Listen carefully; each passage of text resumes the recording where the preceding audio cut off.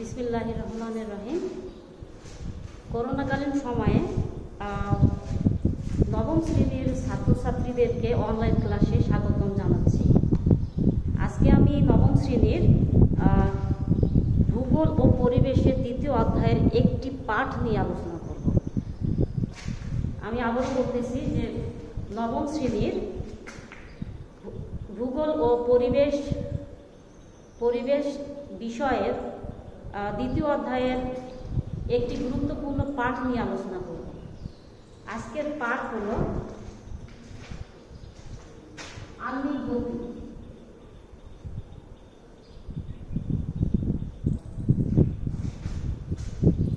আমরা জানি সৌরজগতে 8টি গ্রহ। এই 8টি গ্রহের মধ্যে পৃথিবী একমাত্র গ্রহ যেখানে মানুষ অন্যান্য প্রাণীরা বসবাস করে। পূর্বে মনে করা হতো যে পৃথিবী স্থির, কিন্তু ধীরে ধীরে কালের বিবর্তনে বিজ্ঞানীরা প্রমাণ করেছে যে পৃথিবী আবর্তনশীল এবং পৃথিবী সূর্যের চারিদিকে নির্দিষ্ট কক্ষপথে ঘুরতেছে। তো এই পৃথিবী যে ঘুরতেছে, এই ঘোরার গতিটা হচ্ছে দুই প্রকার। একটা হলো আণবিক গতি আর একটা হলো বার্ষিক গতি। আমরা আজকে আণবিক গতি নিয়ে আলোচনা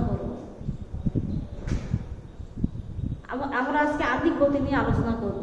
পৃথিবী তার নিজ অক্ষের ওপর 24 ঘন্টায় বা নির্দিষ্ট একটা সময়ে আবর্তন করে, বা দিনে একবার নির্দিষ্ট সময়ে আবর্তন করে, এটাকে আণবিক গতি বলে। আমি আবার বলতেছি, পৃথিবী তার নিজ মেরুদণ্ডের বা অক্ষের উপর দিনে একবার নির্দিষ্ট গতিতে পশ্চিম থেকে পূর্ব দিকে আবর্তন করে। এই আবর্তন গতিটাকে আণবিক গতি বলে।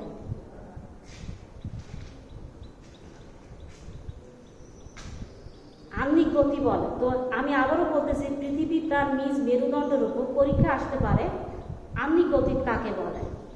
তো আমি আবারও বলতেছি, পরীক্ষা আসতে পারে আণবিক গতি কাকে বলে। পৃথিবী তার নিজ মেরুদণ্ডের উপর পশ্চিম থেকে পূর্ব দিকে আবর্তন করতে যে সময় নেয়, তো এটাকে বা আবর্তন করাটাকে আণবিক গতি বলে। আর পৃথিবী তার নিজ মেরুদণ্ডের উপর পূর্ব থেকে পশ্চিম দিকে আবর্তন করতে সময় নেয় 23 ঘন্টা 56 মিনিট 4 সেকেন্ড, অর্থাৎ 24 ঘন্টা। তো এটাকে একদিন বা 16 দিন বলা হয়। পরীক্ষা আসতে পারে। এখানে একটা গুরুত্বপূর্ণ প্রশ্ন হলো আণবিক গতি কাকে বলে। এটা জ্ঞানমূলকও আসতে পারে, অনুধাবনও আসতে পারে। তো এখান থেকে আরেকটি গুরুত্বপূর্ণ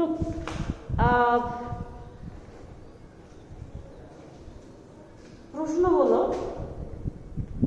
যে সৌরদিন কাকে বলে। আমি আবারও বলতেছি, এখান থেকে আরেকটি প্রশ্ন আসতে পারে, সেটা হলো যে সৌরদিন কাকে বলে। জ্ঞানগুলোকে আসতে পারে যে পৃথিবী তার নিজ মেরুদণ্ডের ওপর বা নিজ অক্ষের ওপর পূর্ব থেকে পশ্চিম দিকে পৃথিবী তার নিজ মেরুদণ্ডের ওপর পশ্চিম থেকে পূর্ব দিকে আবর্তন করতে 24 ঘন্টা 56 মিনিট 4 সেকেন্ড, অর্থাৎ 23 ঘন্টা 56 মিনিট 4 সেকেন্ড যে সময় নেয়, এটাকে সৌরদিন বা একদিন বলা হয়।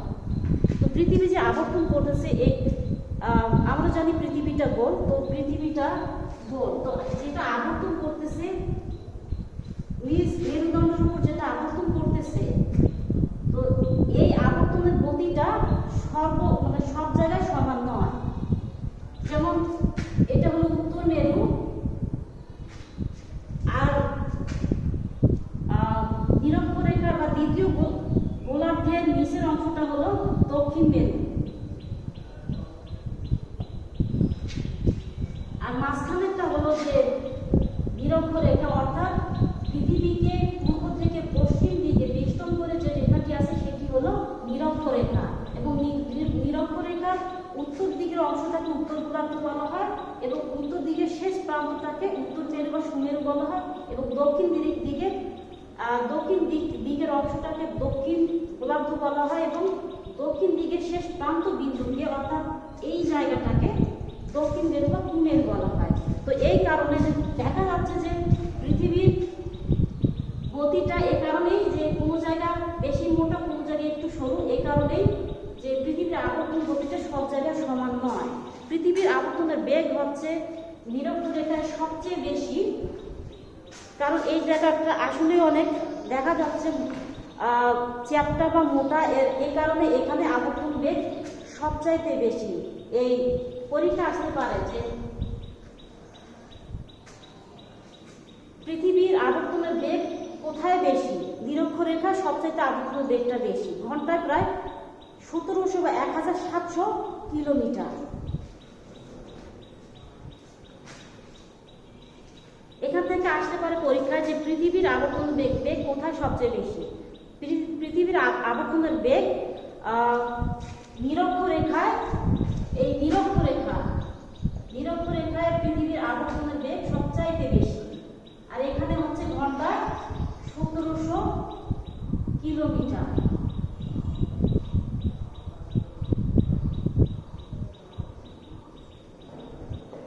ঘন্টায় 1700 কিলোমিটার, নিরক্ষরেখায় আবর্তনের বেগ সবচেয়ে বেশি, ঘন্টায় 1700 কিলোমিটার।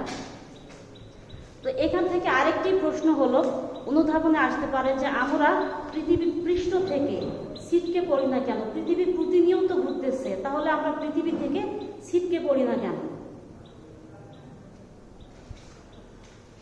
এখান থেকে আরেকটা গুরুত্বপূর্ণ প্রশ্ন হচ্ছে যে পৃথিবী নিজ মেরুদণ্ডের উপর নির্দিষ্ট গতিতে পশ্চিম থেকে পূর্ব দিকে আবর্তন করতেছে, এত গতিতে ঘুরতেছে যে আমরা কেন ছিটকে পড়ি না? এটা একটা গুরুত্বপূর্ণ প্রশ্ন, এটা অনুধাবনে আসতে পারে।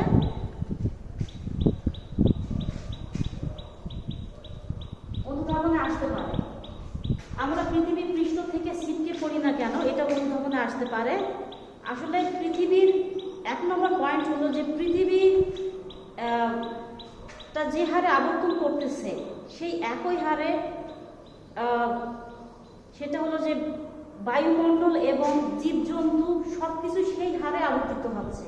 এই কারণে কেউ বুঝতেই পারে না যে পৃথিবীটা ঘুরতেছে। ভূপৃষ্ঠে আরেকটা পয়েন্ট হলো যে ভূপৃষ্ঠে অবস্থান করার কারণে মানুষ, জীবজন্তু, বায়ুমণ্ডল, পৃথিবী, এটাই যে পৃথিবী অবস্থান করার কারণে, ভূপৃষ্ঠে অবস্থান করার কারণে মানুষ, জীবজন্তু, বায়ুমণ্ডল প্রভৃতি একই সঙ্গে বা একই পৃথিবীর সঙ্গে গতিতে ঘুরতেছে। এ কারণে কেউ বুঝতে পারে না বা অনুভব করতে পারে না যে পৃথিবী ঘুরতেছে, আর এই কারণে আমরা পৃথিবী থেকে ছিটকে পড়ি না। আর পৃথিবীর প্রতিটি স্থানে আবর্তনের বেগ সুনির্দিষ্ট, এ কারণে কেউ বুঝতে পারে না যে পৃথিবী ঘুরতেছে, অনুভব করতে পারে না যে পৃথিবী ঘুরতেছে, আর এ কারণে আমরা পৃথিবী থেকে ছিটকেও পড়ি না। কারণ যে পৃথিবী গোল, সব জায়গাতেই সুনির্দিষ্ট গতিতে ঘুরতেছে, কোথাও কম বেশি নাই, আর এ কারণে কেউ বুঝতেই পারে না যে পৃথিবী ঘুরতেছে এবং পৃথিবী থেকে কেউ ছিটকেও পড়ে না। তো পৃথিবীর আয়তনের তুলনায় আরেকটি পয়েন্ট হলো যে পৃথিবীর আয়তনের তুলনায় মানুষ, জীবজন্তু, উদ্ভিদ এত ক্ষুদ্র যে আমরা অনুধাবন বা অনুভব করতে পারি না যে পৃথিবী ঘুরতেছে, আর এই কারণে আমরা ছিটকেও পড়ি না।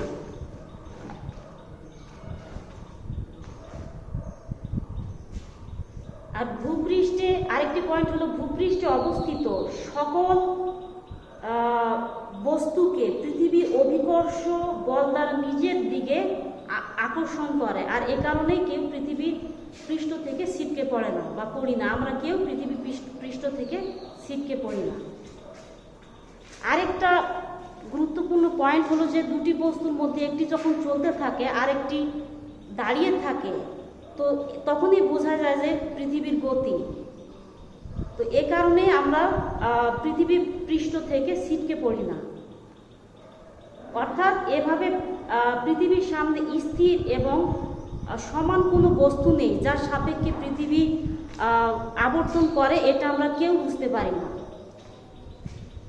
তো পরীক্ষা, আমি আবারও বলতেছি, পরীক্ষা আসতে পারে আহ্নিক গতি কাকে বলে বা আহ্নিক গতি বলতে কি বোঝায়, সৌরদিন কাকে বলে, এবং গুরুত্বপূর্ণ প্রশ্ন হলো আমরা পৃথিবী পৃষ্ঠ থেকে ছিটকে পড়ি না কেন, ব্যাখ্যা করো।